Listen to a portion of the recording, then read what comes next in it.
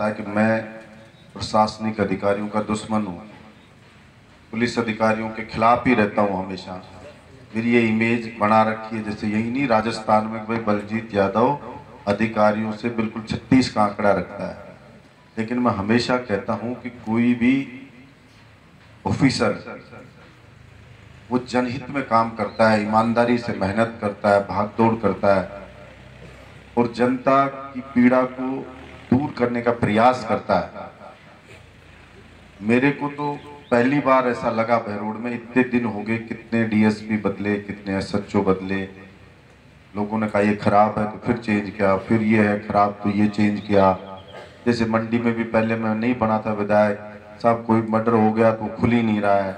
आपके आए दिन लूट खसोट मंथली सिस्टम ये रहता था, खूब संघर्ष किया मैंने। स्पेशली आज हमारा कोई अभिनंदन मेरी जरूरत नहीं है, मैं तो सिर्फ काम करने में विश्वास रखता हूं और मैं मेरा धर्म मानता हूं। जो भी काम मेरे क्षेत्र के लिए होता है उसके लिए थैंक्स नहीं मांगता, वो मेरी ड्यूटी है।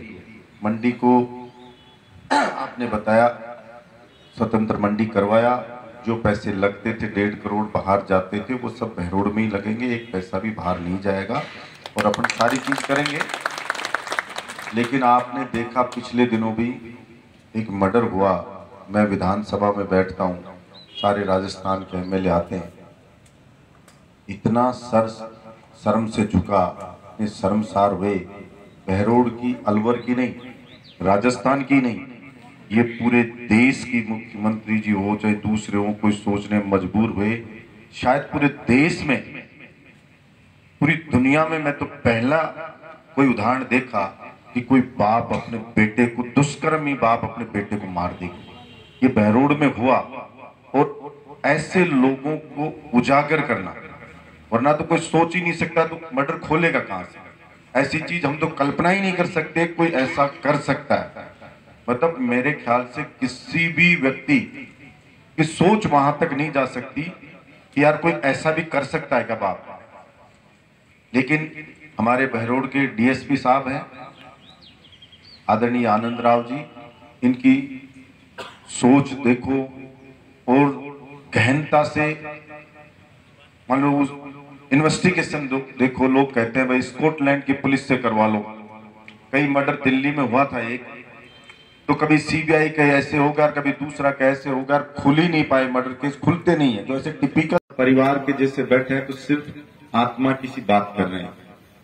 मुझे कहा कि व्यापारी आपको वोट नहीं दे रहे, नजदीकी हैं कुछ दे रहे हैं, ऐसा तो होता नहीं 100% ना दो, पर व्यापारियों का जो बड़ा ग्रुप है, मतलब बड़ी संख्या है, जो ज्यादा संख्या में, वो आपके खिलाफ वोट कर रही है। मैंने पूछा भाई क्यों कर रहे हैं, तो उसने वही रीजन बताया कि लोगों ने उनके मन में डर पैदा कर रखा है कि बलजीत यादव विधायक बन गया तो पता नहीं क्या होगा, क्योंकि व्यापारियों के साथ उस समय चौथ वसूली होती थी, आपसे छुपा हुआ नहीं है, आपकी मंडी में मंथली ली जाती थी, नहीं देने पे उसकी पिटाई होती थी, किसी को धमकी दी जाती थी और फिर आपको इतना डरा दिया जाता था कि आप खुद ही जाके अपनी एफआईआर वापस ले आते थे या कोर्ट में जाके राजीनामा कर लेते थे। और ऐसा तभी करता है व्यक्ति जब उसको कोई सपोर्ट प्रभावी ना मिलता हो। व्यापारी के मर्डर हो जाते थे, मंथली नहीं दी तो गोली से मार दिया बड़े बाजार के बीच में। और मेरे पास भी कितने लोग आते थे तो वो बताते थे साहब, मिठाई वाला कहता मेरी मिठाई पैक करवा ले जाते हैं, कोई रेडी वाला कहता मेरे फ्रूट उठा ले जाते हैं। इवन यहां तक आते थे, आपको पता नहीं विश्वास है कि नहीं है, कि जो फैक्ट्री में लेबर, जो बेचारा लेबर काम करने जाता है, कि साहब तनख्वाह मिलती है तो रास्ते में हमारी तनख्वाह छीन लेते हैं और हमारा टिफिन होता है टिफिन खाने का, उस टिफिन को भी खा जाते हैं। मतलब खाना खा गए और पैसे जो भी 5-7 हजार उसको मिले वो पैसे ले लिए, और कोई जरा सा विरोध किया तो जो टिफिन होता है उसी की सर में मारते। कई बार उन्होंने धरना भी दिया, मैं भी गया जब मैं एमएलए नहीं था।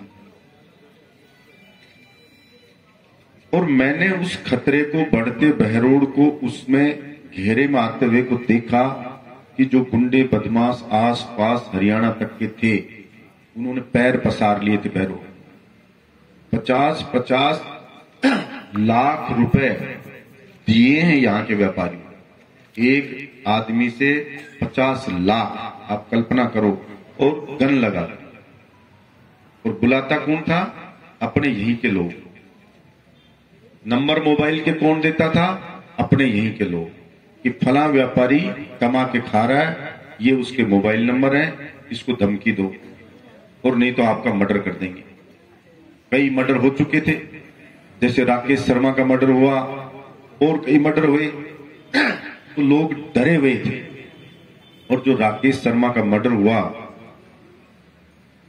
तो आपने सबने देखा होगा कि जहां पे कई हजार आदमी हो, 2000 कम से कम आदमी हो, 1000-2000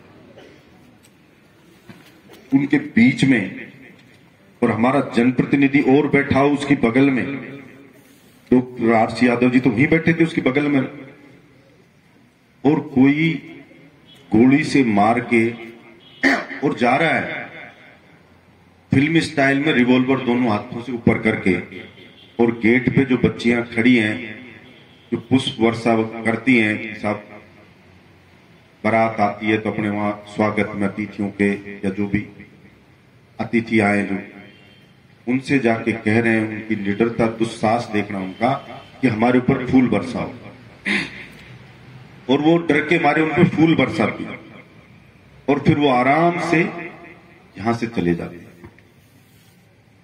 जिसने भी उस घटना के बारे में सुना, चाहे कोई भी हो राजस्थान का, वो भयभीत इतना हो गया कि यार ऐसे तो किसी को भी मारा जा सकता है।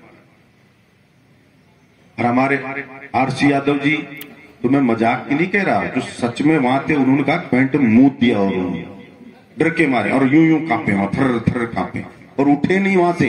अब डॉक्टर था तो लोग कहे कैलाश हॉस्पिटल ले जाए, डॉक्टर साहब चलो, लेकिन डॉक्टर साहब हिले नहीं। बोले डॉक्टर साहब वो तो शाजापुर क्रॉस करके गुंडे, अब तो चलो। फिर वो उठ करके गए। ऐसा माहौल बहरोड में हो रहा था। और मुझे कितने ही जो गुंडे, किसी की चीनी की बोरी मंगवा ली, भंडारा करूंगा, आप लोग जानते हैं जिससे मंगवाई, मुझे पता है किस किस से मंगवाई। तेल के पीपे मंगवा लिए, देसी घी के पीपे मंगवा लिए, मुझे मालूम है किस किस ने दिए, और पैसे मांगने की हिम्मत ही नहीं उसकी। सवामणी करेंगे कि ये सामान की लिस्ट भेज दी, सेठ जी भिजवा देना, सेठ जी की हिम्मत नहीं है कि उससे वापस मांग ले। और वो शुरुआत करी थी उन्होंने, जो बाहर के और गुंडों ने पढ़ना, यार यहां तो बड़ी पोल है, अगर उसको रोका नहीं जाता तुरंत, तो आप कल्पना नहीं कर सकते कि क्या स्थिति होती है आपके साथ। जैसा मुंबई में होते हैं ना भाईगिरी, वो जकड़ लेते हैं कि नहीं किया तो मर्डर, अब मुझे मंथली दो, मुझे ये दो, मुझे वो दो। ऐसा माहौल बनता जा रहा था बहरोड में। और डरे हुए व्यापारी थे, उसको डराया गया मेरे नाम से। और वो सीधे साधे ये नहीं समझ पाए, सीधे साधे लोग, कि भाई इन गुंडों से मुकाबला करने के लिए थोड़ा सा तो कोई दुस्साहसी आदमी चाहिएगा, थोड़ा सा तो आदमी लड़ने वाला ही चाहिएगा कि उनसे लड़े। अगर वो लड़ेगा नहीं, सेना की फौज में वहां पे डरपोक से आदमी को भेज दो कि जाओ लड़ो, तो वो फौज कभी जीतेगी? खुद डरता रहेगा। तो अलग अलग आदमी को अलग अलग जिम्मेदारी दी जाती है कि ये फोर्स में जाएगा, ये व्यापार करेगा, ये फला काम करेगा, ये फला काम करेगा। उसके स्वभाव के हिसाब से, उसके कैरेक्टर के हिसाब से दिया जाता है उसको काम। मैं एमएलए बना तो मैंने मुख्यमंत्री जी से कहा, बहुत से व्यापारियों के गुंडों के फोन टेप करे, तो आपके भी मैंने सुने हुए। टेप पुलिस गुंडों का कर रही थी। मैं इसलिए नहीं कहना चाहता कोई इंसल्ट फील करेगा, कोई व्यापारी क्या फील करेगा। ऐसे ऐसे व्यापारी थे कि फोन टेप हो रहा है, ये 5 लाख दे के आ रहा है, उसको फोन करवाया मैंने पुलिस से, भाई उसको 5 लाख क्यों देने जा रहे हो आप? हम अरेस्ट करेंगे, आप FIR दे दो। तो चुपके से फिर 5 लाख दिया और फिर 5 लाख बदमाश को पकड़ लिया और उसको कहा कि आपके 5 लाख वापस ले जाओ। तो क्या मैंने दिए ही नहीं, मेरे हैं ही नहीं। अरे भाई आपके यहाँ आप देख ले जाओ वापस, हम बदमाश को पकड़ लाए। तो कह रहा नहीं साहब मुझे मार देगा। समझ रहे हो, मुझे मार देगा साहब बदमाश। फिर उसको 5 लाख दिला दिया, AK-47 का गार्ड लगा दिया, उसके घर बिठा दिया, भाई डर मत। फिर भी दिया 5 लाख। ऐसे नहीं, उसको वैसे ही कहा था, उसके घर 24 घंटे AK-47 लेके उसके साथ गनमैन बिठा दिया, आगे सिविल में बैठा रहेगा, तू सोएगा ये जगेगा, डर मत, उसको हम पकड़ेंगे। तो बिन बताए चुपचाप उसको दिया 50 लाख रुपए के ट्रोले होते नहीं है, पैसे नहीं थे साहब, पैसे नहीं है तो कहते ट्रोले दे दे। तो 50 लाख रुपए के ट्रोले ले गया, फिर ट्रोलों को बेच रहा था। तो ट्रोले बिके कितने में, 40 लाख में, क्योंकि 10 लाख का लोन था। तो गुंडा क्या कह रहा है, ये 10 लाख का लोन है, इसके पैसे और दे के जा, क्योंकि 40 लाख के बिक रहे हैं। बात 50 लाख की हुई है, उसके ट्रोले वापस दिलवा के लाए। जो 50 लाख मांगने वाला था उसके ट्रोले वापस। और एक का तो नाम ले दूं, नहीं पता ना सोचो कि झूठ मूठी बोल रहा होगा, तो 1-2 का तो ले ही लूं ताकि दूसरे फिर नहीं रहेंगे। ले लूं 1-2, ज्यादा तो फिर मेरे से नाराज हो जाओगे, मेरा भी पोल खोल दी, मेरी भी खोल दी। एक तो बबलू कल्याणपुरा ट्रोले वाला, उससे पूछ लेना तेरे ट्रोले 50 लाख के वापस दिलाएगा। मैं शकल से भी नहीं जानता हूं और मुझे वोट भी नहीं दिया, लेकिन मेरी ड्यूटी थी। अरे 1-2 को और लूंगा, फिर वो कोई शर्मा जाएंगे जिनके मन दिलवाए हैं 5 लाख में। क्योंकि भाई साहब किसी को कहना मत, किसी को मगर नहीं कहेंगे भाई। ऐसा माहौल बहरोड में हो रहा था। मैंने चुनाव में कहा था कि आप मुझ पे भरोसा करो, बलजीत यादव को जिता के विधानसभा में भेजो। और मंत्रा फूट डालने में मास्टरी होती है उसकी, वो बहकाते रहे व्यापारी। लेकिन बलजीत यादव के विधायक बनने के बाद 3 साल हो गए मुझे विधायक बने हुए, आप कभी दिल पे हाथ रख के अपने पूछना कि बलजीत यादव ने कभी आपको परेशान किया हो, मेरे किसी कार्यकर्ता ने परेशान किया हो, किसी व्यक्ति ने किया हो? किसी की इतनी औकात नहीं है मेरे कार्यकर्ता की भी, जो किसी का एक समोसा फोकट में खा जाए। वो जानता है कि छोड़ेगा नहीं उसको पता है कि MLA आपको बख्शेगा नहीं, क्योंकि वो मेरे स्वभाव को जानता है, मेरे साथ रहता है कि मैं क्या चाहता हूं। अपना कमा के खाओ, उसमें कोई सहयोग की जरूरत है तो मुझे बताओ। क्या आप काम धंधा कर रहे हो, उसमें कोई अड़चन आपके डाल रहा है तो मुझे बताओ, मैं आपका सहयोग करूंगा। ताकि कोई ऐसा नहीं है कि किसी को छूट दे दूं कि तू लूट खसोट कर, या किसी को मैं छूट दे दूं कि तू मेरा ठेकेदार बन जा, किसी को छूट दे दूं कि तू मेरा एजेंट बन जा। किसी को नहीं ऐसी छूट कि साहब इससे मिलो, किससे ना मिलो, उससे मिलो, उससे ना मिलो। मैं किसी व्यक्ति से नहीं पूछता कि मुझे वोट दिया कि मुझे वोट नहीं दिया। और मैं हमेशा कहता हूं, चाहे वोट किसी को भी दिया हो, आप किसी भी पार्टी के हो, लेकिन कोई भी आपका वाजिब काम है मुझे बताओ, मैं आपका काम करूंगा। आपसे भी कहना चाहता हूं, मैंने व्यापारियों से कहा, प्रेस कॉन्फ्रेंस करके कहा कि कोई गुंडा आपसे मंथली मांगे तो मैं नहीं कह रहा कि आप थाने में FIR दो, मैं आपसे नहीं कह रहा कि साहब आप उससे लड़ो। आप मुझे सिर्फ इतना बता दो, फला गुंडा मुझसे मंथली मांगता है, फला गुंडा इतनी बजे आने का टाइम दे रहा है, हम उसको राठौड़ी में उसका इलाज कर देंगे। और वो आसपास ही आपके नहीं आएगा, लेकिन चुपचाप मुझे बता दो कि मुझे फला व्यक्ति परेशान कर। किसी की बहन बेटी को कोई बदमाश असामाजिक तत्व स्कूल कॉलेज जाती है परेशान करता है, आप मत लड़िए, आप चुपचाप मुझे बता दो इस टाइम पे हमारी बच्ची जाती है और फला व्यक्ति है वो परेशान करता है। और मुझे बहुत सारे फोन आते हैं, बहुत सारी महिलाओं के फोन आते हैं कि साहब मेरी बच्ची को इस फोन नंबर से ऐसे ऐसे कोई परेशान कर रहा है, या मेरे यहाँ पे कोई व्हाट्सएप गंदे मैसेज मेरी बच्ची को भेज रहा है, मान नहीं रहा, हमने प्रयास किया। मैं उसको ये नहीं कहता उस माँ से कि आप थाने में अपनी बेटी को लेके जाओ, किसी से भी जिसने भी कहा हो, मुझे उससे मैंने नंबर मांगा कि मुझे नंबर नोट कराओ, और उसका ट्रीटमेंट पुलिस से मैंने कराया। और पुलिस वाले को ये कहा है कि या तो इसका इलाज आप करो, नहीं तो इसका इलाज फिर मुझे करना पड़े। तब आप बताओ, इतना सा तो गुंडा चली जाएगा या ज्यादा शरीफ आरसी जैसा बन जाऊं जो मुंह दूं पैंट में? किसी को कभी आर मुझे कई बार तो लगता है बहरोड़ को गुंडागर्दी मुक्त करेंगे, मगर वहां तो मूर्तियां उस के बगल में, और आप गुंडागर्दी मुक्त करेगा मेरा बाबा, क्योंकि आप जोर का ही आदमी है। अरे वो कह भी कैसे देता है? कोई गुंडा अगर उसको धमकी दे दे तो 6 महीने बहरोड़ की तरफ आए नहीं हूं कि भाई मैं तो आऊंगा ही नहीं बहरोड़। ये नहीं कहते कि जेल भर गई है, जेल को बड़ी बना रहा हूं। कोई व्यापारी बता दे, किसी एक व्यापारी बता दे जिससे किसी ने मंथली मांगी हो और मुझे बताई हो। इतना डिमोरलाइज हो गए गुंडे, क्योंकि मैं मुंह ही नहीं लगाता, मैं किसी से बात ही नहीं करता। मैं चुनाव लड़ रहा, मेरे चारों पांव कीच में थे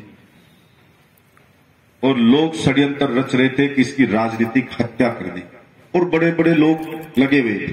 कोई भी उभरता है राजनीति में तो सबसे पहले लोग ईर्ष्या करने लगते हैं कि इसको यहीं रोक दो, ये आगे ना चला जाए, क्योंकि जीत गया तो वो जानते विशेषता ही काम करेगा तो इसकी पब्लिसिटी बढ़ेगी। जैसे बीजेपी पार्टी की स्थापना हुई, बीजेपी से पहले जो जनसंघ बना, तो जो ये श्यामा प्रसाद मुखर्जी वगैरह इन्होंने पार्टी बनाई, तो इन सबका प्रयास था कि यार ये अटल बिहारी वाजपेयी कैसे जीत के संसद चला जाए। ये समझो उसको 3-3 जगह से चुनाव लड़ा और पूरी जान झोंक दी कि ये संसद पहुंच जाए, तो संसद में ये बोलेगा तो देश में हमारी पार्टी की ख्याति बढ़ेगी कि ये हमारी पार्टी का है, हमारी पार्टी का विस्तार होगा। इसलिए अटल बिहारी वाजपेयी को कैसे भी भेजना है। और जो विपक्ष के लोग हैं उनका प्रयास था कि ये जवान लड़का अटल बिहारी वाजपेयी ये बहुत तगड़ा वक्ता है, इसमें योग्यता नजर आती है, इसको कैसे भी लोकसभा नहीं पहुंचने देना है, वरना ये अपनी पार्टी की बात कहेगा, नीतियां बताएगा और जनता प्रभावित हो सकती है उसकी पार्टी की नीतियों से, इसके साथ जुड़ सकती है, इसको रोको। वो उसको रोकने में लगे। इसलिए कोई बड़ा रहा हो चाहे कोई छोटा रहा हो, जिसमें भी लगता है कि ये सही काम करेगा तो लोग स्वस्थ कंपटीशन नहीं करते हैं, लोग उसको वहीं खत्म करने के लिए षड्यंत्र रचते। हमारे यहां क्या काम था, एमएलए होते थे जो ब्याह में जी में आओ। निवेदन किया था कैमरों की बात, वो जो हो गई है वो अभी हो जाएगा, टेंडर वगैरह हो गए उसके, जल्दी हो जाएगा, आश्वासन दिया चेयरमैन साहब ने भी। दूसरा, एक बहरोड़ अस्पताल को जिला अस्पताल फिर जिला अस्पताल बनाया गया है। सर वहां पे सबसे बड़ी दिक्कत हमें है, मोर्चरी नहीं है वहां पे, और एक बहुत वेल इक्विप्ड मोर्चरी होनी चाहिए। अगर ऐसा कोई इंस्टेंस होता है, कोई डेड बॉडी हमें रात को रखनी पड़ जाती है बाई टाइम, क्योंकि सनलाइट के बाद पोस्टमार्टम वगैरह नहीं होता, ठीक है, और कोई स्पेसिस है, कोई कंफ्यूजन रह जाता है, तो इवन उस बॉडी की सिक्योरिटी के लिए हमने पुलिसकर्मी डिप्यूट करना पड़ता है वहां पे। तो मैं विधायक जी से इस बारे में आग्रह करूंगा कि हमारी इस मांग पे विचार करें। दूसरा, यहां पे ये मंडी, ये कह रहे हैं कि साहब यहां पे जन सुविधा शौचालय वॉशरूम होना चाहिए, एक बड़ा डोम सिक्योरिटी के लिए शेड लगाया जाए।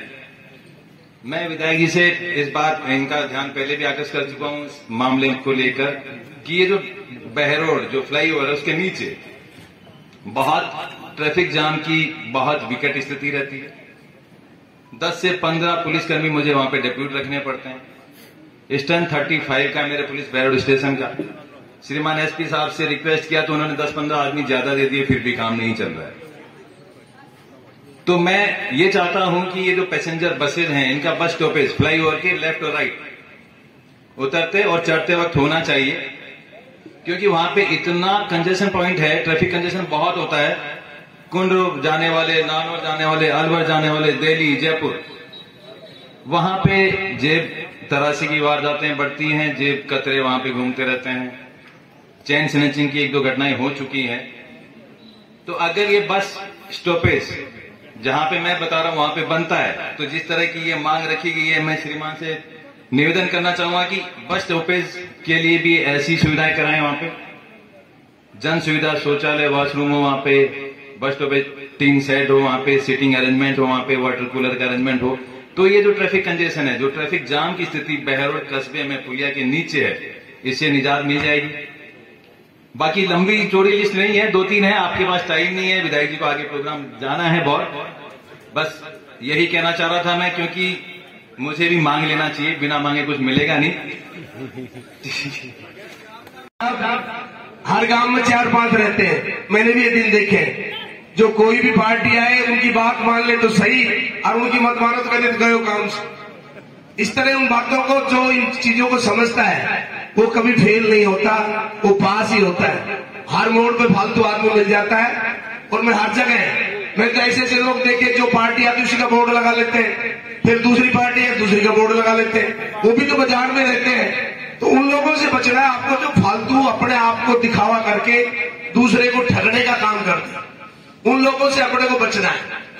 पत्रकार बंधुओं से मैं निवेदन करता हूं कि आप भी वही खबर छापो जो चाहे जाओ। आप भी कई बार बहकाम आकर झूठी खबर को इतनी हाईलाइट कर देते हो, पता ही नहीं चल पाता कि सच्चा। पढ़ने वाला तो अखबार ही तो पढ़ता है, सुबह पता चलता है अखबार वाला सेट था। सच्ची बात ही है। तो आप भी थोड़ा ध्यान दो, मेरी रिक्वेस्ट है कि सच्चाई लिखो। अभी डॉक्टर सतीश सामने आ गया, बहुत बड़ा उदाहरण देता हूं आपको।